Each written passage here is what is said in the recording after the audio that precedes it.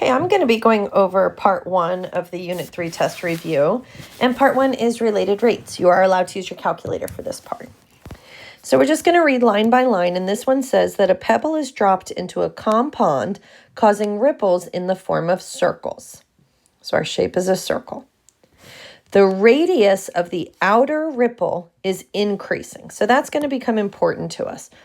The radius is increasing at a rate of 1.5. So I'm going to write down that dr dt, that's the rate that the radius is changing, is 1.5 feet per second. Keep reading. When the radius is 6, now it's important that it says when, so I'm going to copy down when the radius is 6, because it's not always 6, at what rate, so I'm looking for what rate is the total area of the disturbed water changing. So I'm looking for dA dt is question mark. So I need to come up with an equation that relates my variables. Now we are talking about a circle, and I notice that I have dA dt and I have radius. Well, I can use the formula for the area of a circle, which is area equals pi r squared. Once you come up with your equation, then you're going to take the derivative with respect to time. So the derivative of A is dA dt. Over on the right, my derivative is 2 pi r dr dt. And then at this point, because I've taken my derivative, I can go ahead and plug in all of my information from the left. So dA dt equals 2 pi. What are we going to put in for radius? So we say, okay, we have r here. We come back. R was 6. So we're going to plug in 6. Okay, dr dt. Dr dt is here. We had written down that dr dt was 1.5. So 1.5. Then I'll go ahead and multiply all of that together. You're allowed to use your calculator. And we get dA dt is 56 point, you always want to round to 3 decimals, 549. I want to put some kind of units on this. And this was the rate at which the area was changing. And so this is going to be feet squared per minute. The squared is because it was the area. And that's the answer to number 1. Okay, that was a circle. Number 2, let's read through this one. Number 2 says, a ladder 10 feet long rests against a vertical wall. So number 2 has a triangle shape. The ladder's 10 feet long and it rests against the wall. All of these triangle ones are pretty similar to each other. But if I keep reading, it says, if the bottom of the ladder slides away from the wall. So the bottom of the ladder is sliding away. This is the bottom of the ladder, and it's sliding away from the wall at a rate of 1 foot per second. So this distance is changing, and this distance is changing. I'm going to call them x and y. So I can make the conclusion that dx dt is 1. Keep reading. It says, how fast is the top of the ladder sliding down the wall? So this is the top of the ladder. I want to know how fast this is sliding down the wall. So I'm looking for dy dt is my question mark when the bottom of the ladder is 8 feet from the wall. So when x equals 8. So I've got to come up with an equation that is going to relate all these variables looking at my shape. The shape is a right triangle, and I'm dealing with the sides of it. So I'm going to use the Pythagorean theorem. X squared plus y squared equals 10 squared. And then I'm going to take the derivative with respect to t. 2x dx dt plus 2y dy dt equals, and be careful over here, the derivative of 10 squared is just 0 because 10 squared is just a constant. Then I'm going to start plugging in my information from the left. So 2, x is 8, dx dt is 1. 2. And then we run into a little issue because we are not told what y is. We have to find it. We don't know what dy dt is, but that's okay because that's what we're looking for. So again, it's okay to leave dy dt in here because that's the question mark. That's the thing that we're looking for. So we have to figure out what y is. So we can say, all right, when x was 8. So if I came back to this triangle and at this certain time when x is 8, I want to know what y is. Well, if I could do the Pythagorean theorem, or I could look at this triangle and say, this looks like a variation of a 3, 4, 5 triangle. Everything's just doubled. So this is a 6, 8, 10 triangle.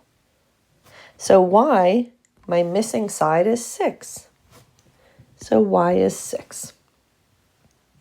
And then I'm just going to keep solving this over here for dy dt. So I can have 12 dy dt equals negative 16 if I bring that over to the right side.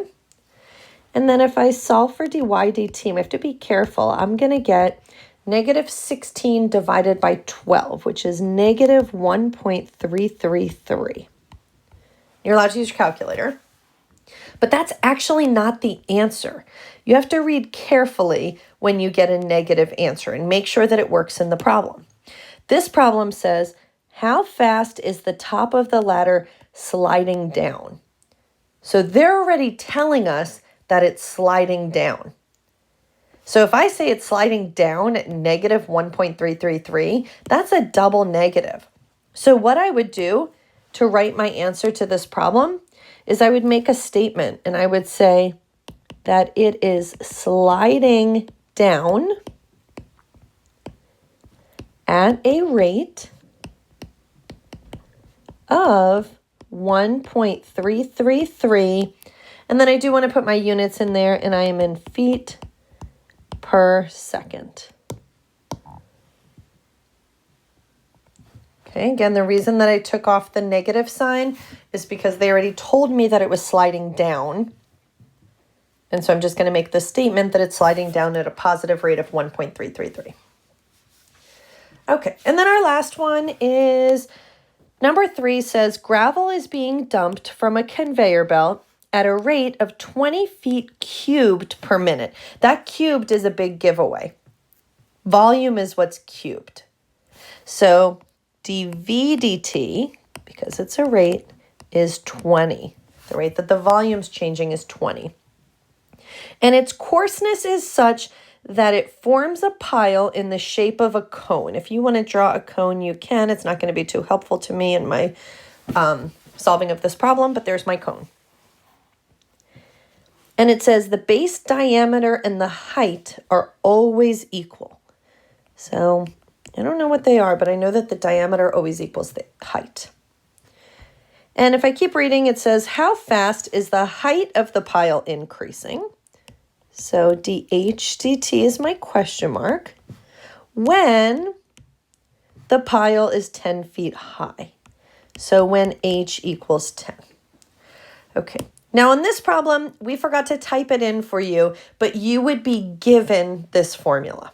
And it's the formula for the volume of a cone. Volume equals, you can just copy this down, this would be given 1/3 pi r squared h. Okay, again, this right here would be given. You do not need to memorize that right there. All right, so now, before we take the derivative, I kind of see an issue with this one because I have r's and h's, and I don't want to take the derivative right now because I'd have to do the product rule. So I have to get rid of one of them. If I look over here, I'm going to be looking for dh dt. So I want to make sure that I keep the h in my problem. I need to keep h in here. So that means I need to get rid of r. So we say, okay, how can we get rid of r? Well, we knew that the diameter was equal to the height. So therefore, the radius must be half the height. So this radius right here is going to be half the height. So I can say volume equals 1/3 pi. But in for that radius, I'm going to put in half the height. And now I'm going to simplify that before I take the derivative. So 1/3 pi. Make sure you square everything. So 1/4 h squared times h. Keep simplifying before you take the derivative. 1/12 pi h cubed. Now let's take the derivative. So the derivative of v is dv dt. Over on the right side, my derivative, I'm just going to apply a power rule to this. So 3 comes to the front, making it 3/12 or 1/4 pi h squared. Because I took the derivative of h, I need dh dt. And then I'm going to look back over on the left side and start plugging in my information. My given information that I wrote down in blue. 20 equals 1/4 pi. H was 10. And dh dt is the thing I'm looking for. Now, if I'm looking for dh dt and I'm allowed to use my calculator, at this point, I am just going to divide both sides of this equation by 1/4 pi 10 squared.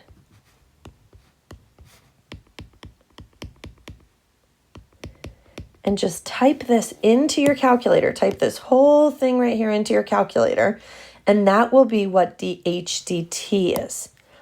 So when I do that, you should end up with dh dt is equal to 0.255, and it's the rate that the height is changing, and so it is feet per minute.